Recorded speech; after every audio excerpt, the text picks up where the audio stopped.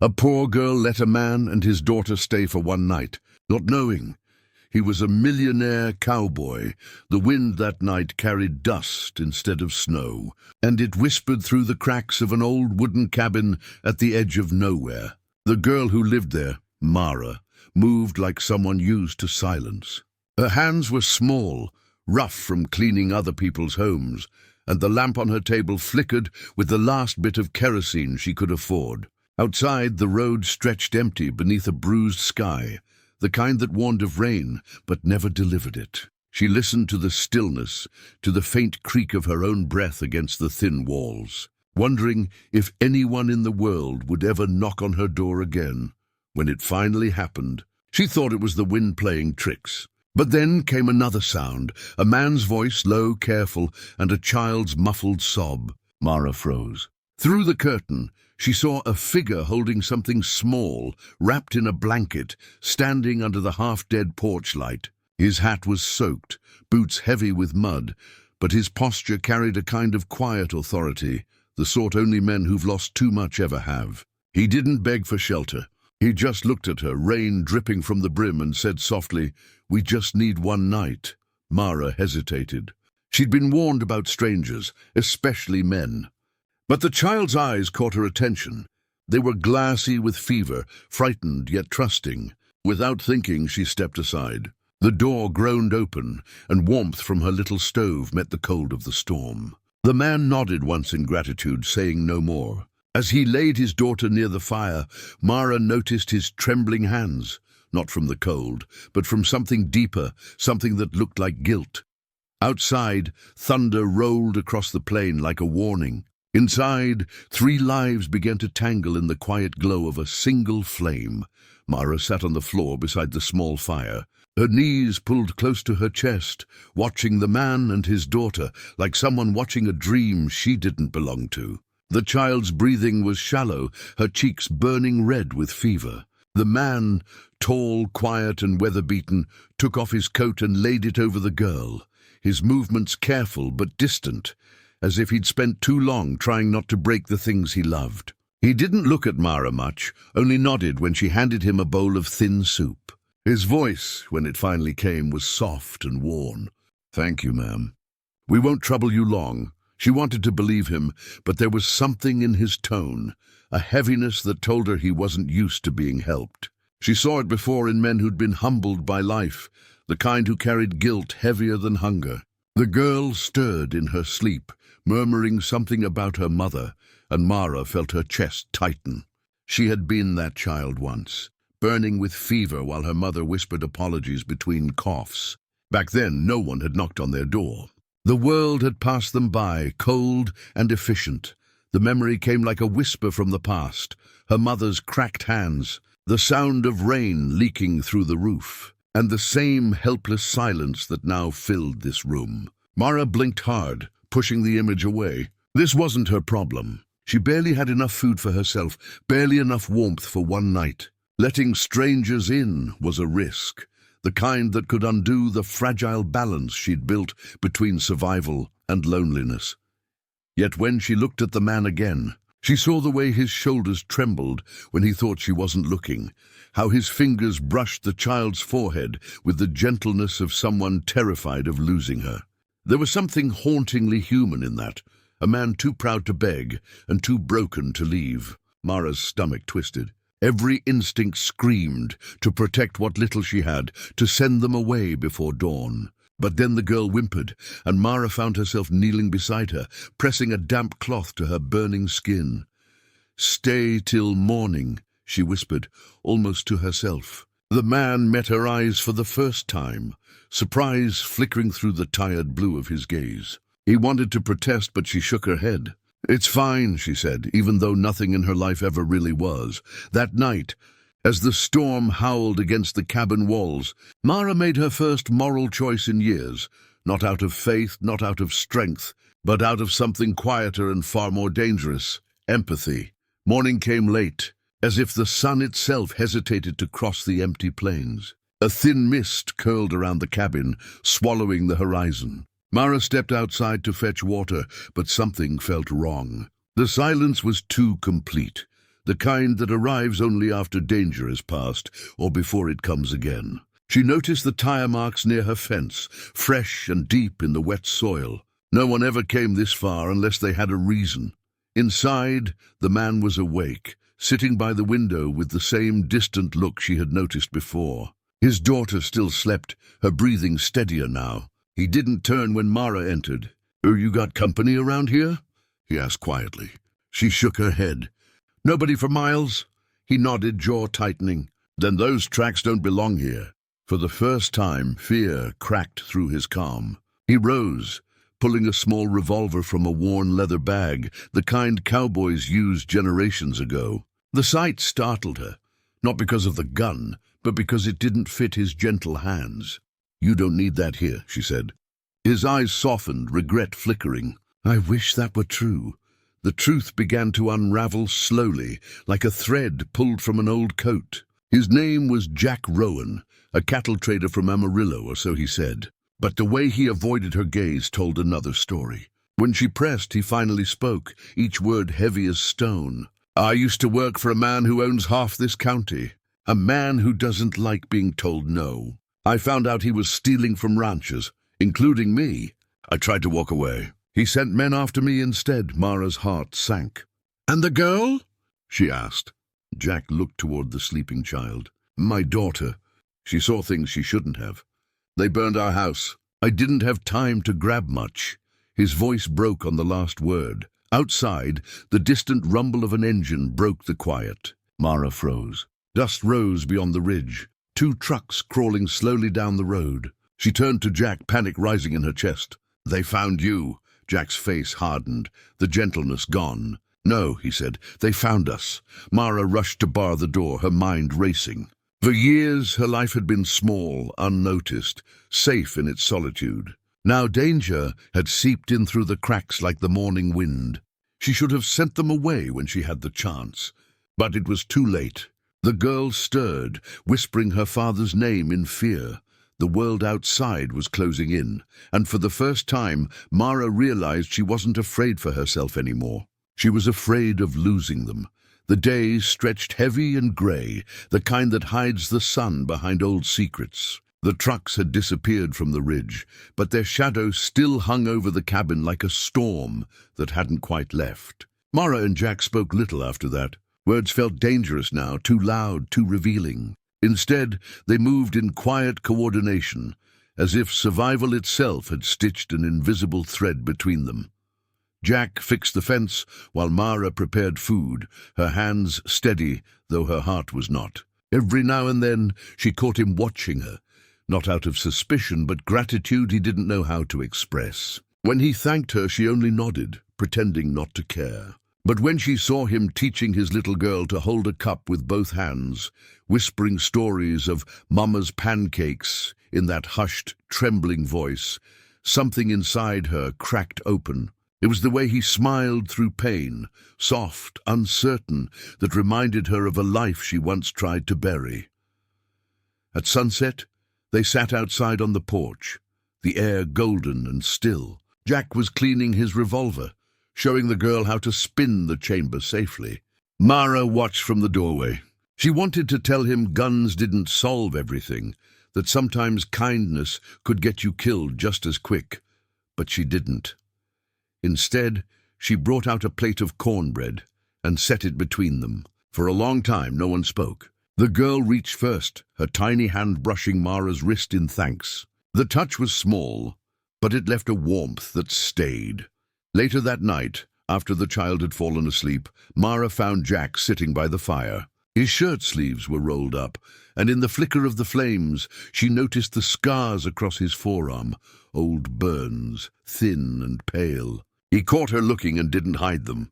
"From before," he murmured. "Oh, when I thought staying quiet kept me safe." His words hung heavy between them. Mara looked down at her own hands, small, calloused, carrying invisible scars of their own. "Silence," she said softly, "doesn't save anyone. It just makes the hurt quieter."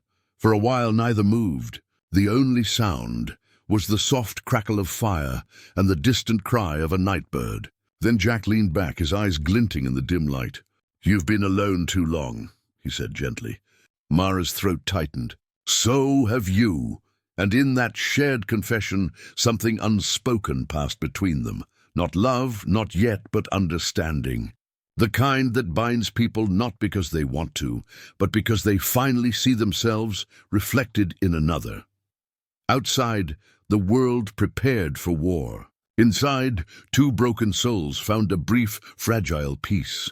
It began with the sound of gravel, subtle at first, a low crunch beneath tires, then the echo of doors slamming shut. Mara's hand froze over the pot she was stirring.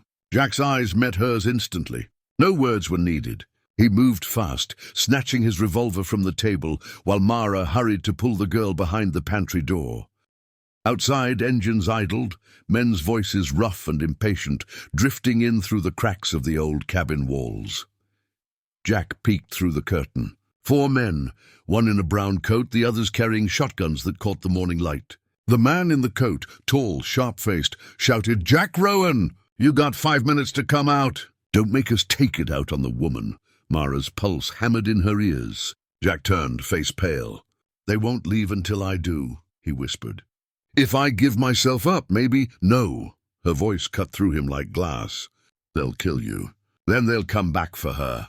He looked at her, torn between guilt and defiance. The little girl whimpered from the corner, and something inside him broke. He grabbed Mara's hand, rough, trembling, but determined. "You don't understand," he said, voice shaking.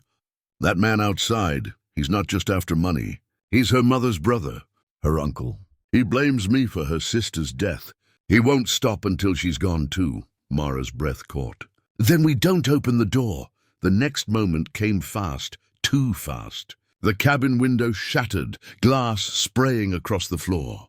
Mara dropped to the ground, shielding the child as Jack fired once, the gun's thunder splitting the air. The men scattered, shouting. Smoke from the gunpowder mixed with the scent of burnt wood. The quiet little world they'd built was collapsing.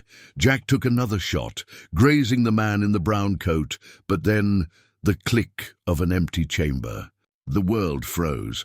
He looked down, helpless. No more bullets. The men advanced, slow, cruel, certain. And that's when Mara stood up. She walked toward the door, her body shaking but her eyes steady. Jack tried to stop her, but she pulled away. "They came for me once too," she said quietly. No one fought then. She stepped outside, the cold wind slapping her hair across her face. "Leave them," she called out. "It's me you want. A poor woman in the middle of nowhere. Nothing here but dust." The man in the brown coat sneered, and that second of distraction was enough. Jack lunged, tackling him to the ground as Mara swung the shovel she'd hidden behind the door. The crack echoed across the plains. When the dust finally settled, 2 men lay bleeding, the others fleeing toward their trucks. Mara stood trembling, her breath ragged, her hands shaking with both fear and disbelief. Jack staggered to his feet, blood on his temple, eyes wide with something like awe. "You could have run," he whispered. "I stopped running a long time ago," she said. Outside, the wind carried away the sound of sirens that would never come. Inside, the cost of survival lingered, heavy, sacred, and silent. The air after the gunfire was unreal, too still, too quiet, as if the land itself was holding its breath. Smoke drifted lazily through the broken window, carrying with it the faint scent of metal and dust. Mara stood near the doorway, her arms still trembling from the weight of what she'd done. Her heartbeat pulsed loud in her ears, and for a long moment, the world was just the creak of the old cabin and the soft whimper of the little girl waking from her hiding place. Jack was slumped against the wall, pressing a torn cloth to the cut on his temple. His eyes were open, dazed but alive. Mara knelt beside him, her voice almost a whisper. "They're gone." He didn't answer, just reached for her hand, gripping it like a man who'd forgotten how to hold on to anything. Outside, the last of the truck engines faded into the horizon, leaving behind only the sound of wind brushing through dry grass.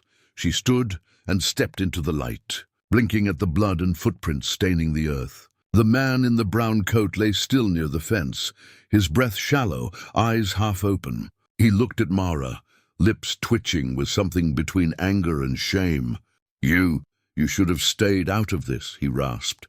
Mara didn't answer. She just watched as his hand fell limp against the dirt. There was no satisfaction in it, only exhaustion and the dull ache of survival.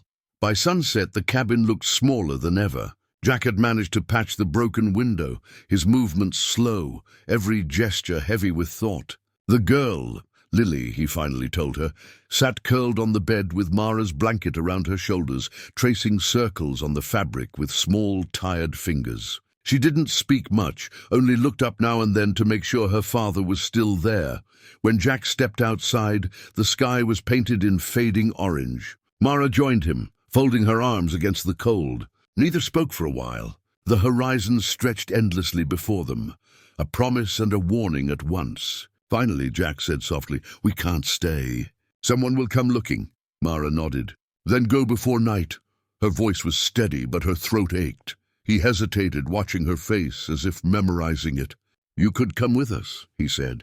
"You don't owe this place anything." She smiled faintly, the kind of smile that hurts more than tears. "This land remembers me," she whispered. "And I owe it my silence," Jack wanted to argue, but he didn't. He simply tipped his hat, lifted Lily into his arms, and walked toward the dimming horizon. Mara watched until their figures blurred into the dusk. The wind carried their echoes away, leaving her alone again, but this time it wasn't emptiness she felt. It was peace, thin and fragile but real. Inside, the lamp flickered once more, and for the first time in years, she didn't mind the darkness that followed. Weeks passed, and winter crept in quietly, painting the plains in shades of ash and silver. The cabin stood unchanged from the outside. The same broken fence, the same leaning porch, but inside, something had shifted. Mara moved through the days with a slower kind of calm, the silence now her companion instead of her punishment. Sometimes she still woke in the middle of the night to the faint sound of a child's laugh echoing through her dreams, soft and distant, like wind through dry grass. She had buried the past out back, near the fence where the wildflowers grew again. The man in the brown coat had not survived the morning after. Mara marked his grave with a single stone, not out of mercy, but out of understanding. Death, she'd learned, didn't always belong to the wicked alone. It came for the tired, for the broken, for anyone who had tried too long to hold on. Every so often, she'd glance at the road that cut across the horizon, half expecting to see the dust rise again, a truck coming toward her door. But it never did. Jack and his daughter were gone, maybe to the next town, maybe farther. Still, sometimes she'd find small signs that they had passed this way again. A coin left on the windowsill, a child's drawing tucked beneath her door, a single horseshoe nailed quietly to her gate. Little proofs that kindness once given never fully leaves. Mara no longer feared the long hours or the empty nights. She tended her garden, mended her roof, and spoke softly to the wind, as if telling its stories meant for no one but herself. The loneliness was still there, but it had changed shape, no longer a wound, but a memory. One evening, as the sun sank low and the first snow began to fall, Mara stood outside with her hands tucked into her apron. She looked at the endless stretch of sky and whispered, "Some strangers don't just visit. They stay, in silence, in memory, in the parts of us that start to live again." The wind caught her words and carried them into the dying light. And somewhere far away, a little girl smiled in her sleep, though she would never know why.